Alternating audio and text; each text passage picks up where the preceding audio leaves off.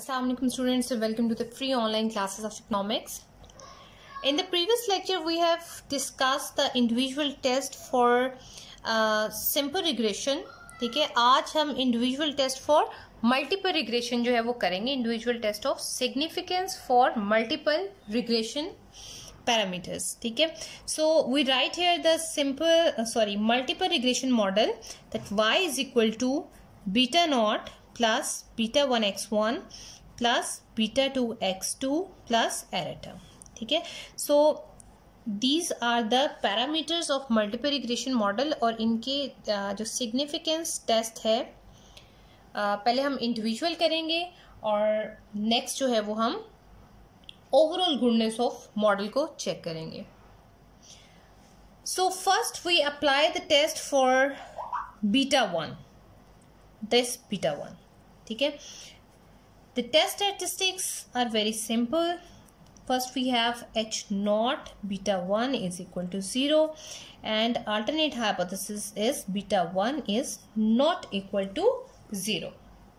ठीक है, then बिल्कुल उसी तरह जिस तरह से हमने सिंपल रिग्रेशन में टेस्ट स्टैटिस्टिक्स अप्लाई किए थे. Second is level of significance, that is alpha. We take alpha as 5% if not given. ठीक है, अगर क्वेश्चन में alpha given नहीं है then we take it at 5%. then we will apply the t statistics. याद रखें इंडिविजुअल टेस्ट में चाहे वो सिंपल का हो चाहे वो मल्टीपल का हो t statistics ही अप्लाई किया जाता है. तो t calculated is equal to beta 1 over standard error of beta 1 hat. ठीक हो गया. स्टैंडर्ड एरर ऑफ बीटा 1 को कैसे कंप्यूट करेंगे? That will be computed with the help of this formula that is sigma square mu sum of x2 square. Keep it in mind, अगर आप beta 1 के standard error ले रहे हैं, ठीक है, तो यहां पर x2 की समेशन होगी. ठीक है, अगर आप यहाँ पर बीटा 2 को कैलकुलेट कर रहे हैं देन यहाँ पर x1 की समेशन होगी.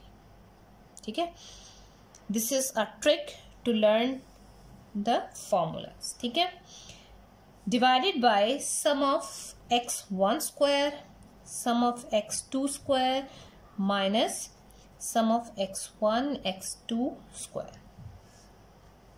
ठीक है, all these variables are in deviated form. Sigma square mu को कैसे कैलकुलेट करेंगे?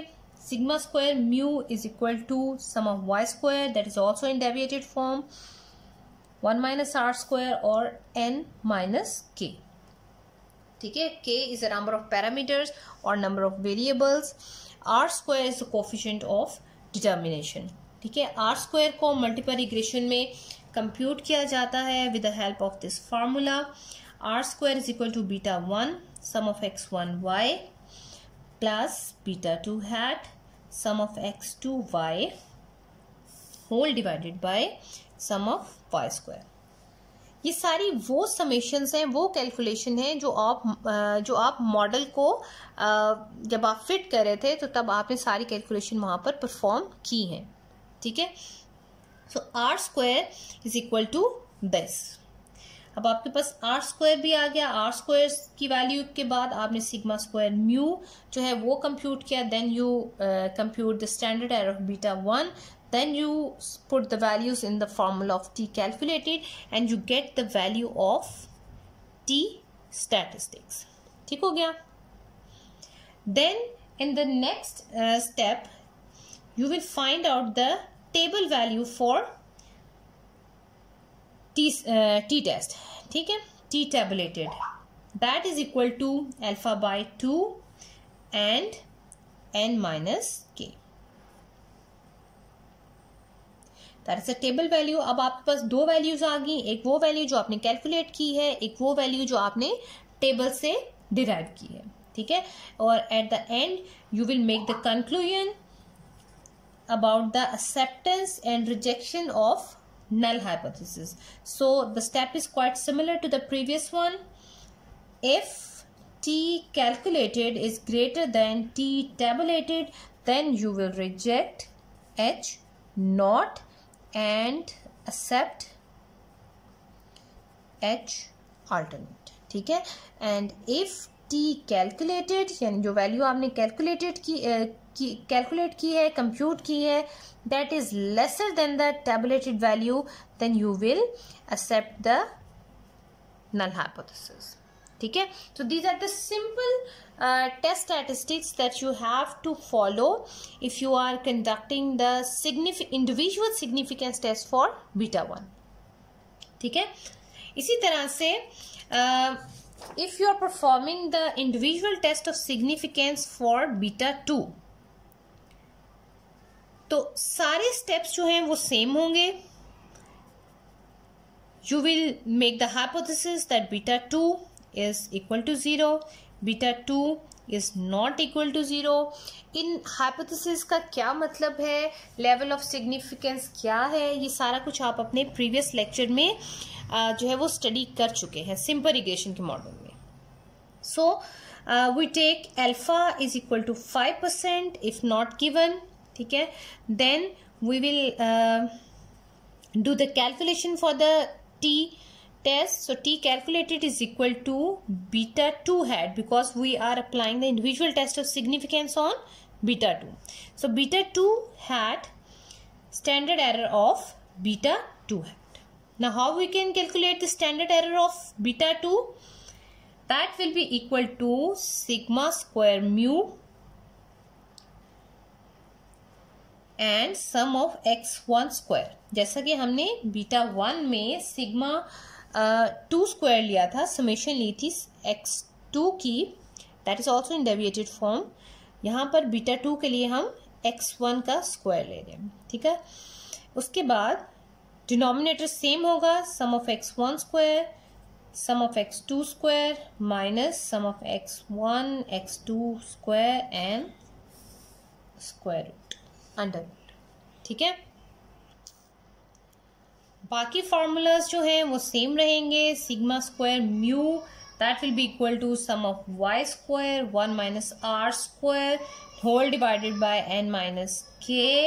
R square is equal to beta 1 hat sum of x1 y plus beta 2 hat sum of x2 y whole divided by sum of y square.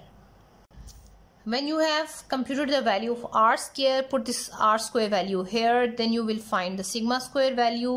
Sigma square value जब आपने compute कर ली, then put it here, then you will find the standard error of beta 2, then put the value of standard of beta 2 here. ठीक है. और beta 2 आपने model में estimate किया हुआ है, उसकी वैल्यू यहाँ पर आ जाएगी. then you get the t calculated. ठीक है. next you will find the t tabulated. t tab that will be equal to alpha by 2 n minus k that will come from the table. आप alpha को divide करेंगे 2 पर, like 5 को आप 2 पे divide करेंगे और n minus k में फाइंड आउट करेंगे. ठीक है. और उसके बाद आपके एक्सेप्टेंस रिजेक्शन रीजन आ जाएगी, similar to the previous, that if t calculated is greater than t tabulated you will reject h naught. ठीक है. these are the steps you have to follow if you are conducting the individual significance test of beta 2. ठीक है. इसी तरह अगर आपके पास beta 3 है तो आप बीटा 3 के लिए अप्लाई करेंगे, बीटा 4 के लिए अप्लाई करेंगे. लेकिन आपके सिलेबस में अभी सिर्फ बीटा 2 एक्सप्लेनेटरी वेरिएबल तक टेस्टिंग जो है वो शामिल है. Okay. Now we will apply the individual test of significance on the intercept parameter, that is beta nought. अब इंटरसेप्ट के लिए जो स्टेप्स हैं वो सेम होंगे. You have null hypothesis that beta nought is equal to 0, beta nought is not equal to 0. ठीक है.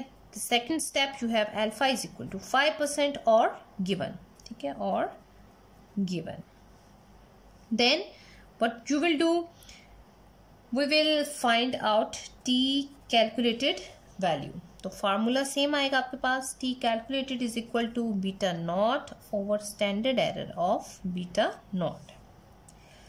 Standard error of beta nought का जो फॉर्मूला है दैट विल बी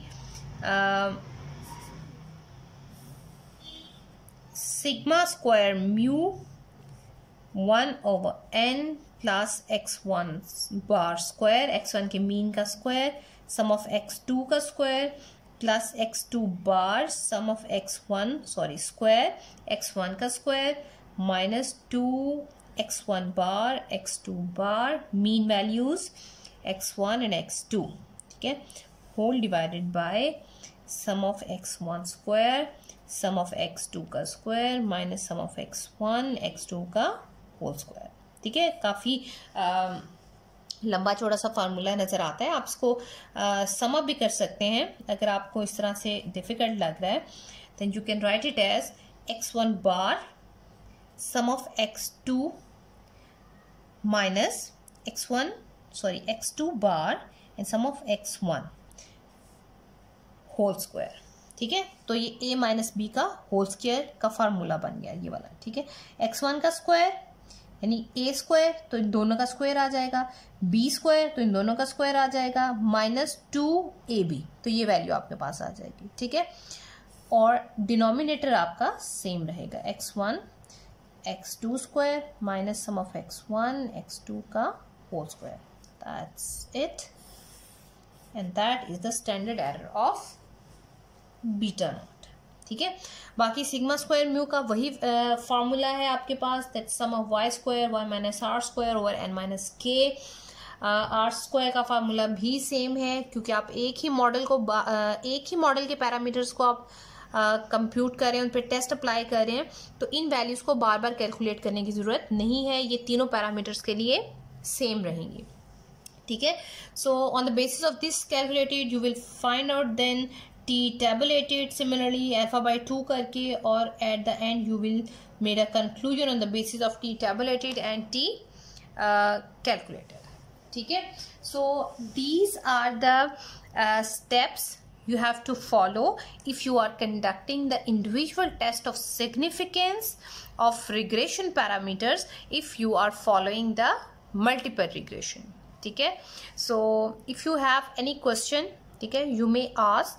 अब आपने अपनी बुक से कोई भी रिग्रेशन का मल्टीपल रिग्रेशन का क्वेश्चन लें, उसका डाटा उठाएं, वहाँ से उसको सॉल्व करें, मॉडल फिट करें, और इन स्टैटिस्टिक्स जो स्टेप्स आपको बताए हैं इन स्टेप्स को फॉलो करते हुए आप अपने रिजल्ट्स को फाइंड आउट करें। ठीक है, that will be very helpful, that will be very simple, इनको याद करना बहुत आसान है, और अगर आप इस तरह से स्टेप्स को लर्न कर लेते हैं तो एरर का चांस बहुत कम हो जाता है। ठीक है, so that's all with it. I hope you understand well. Thank you so much.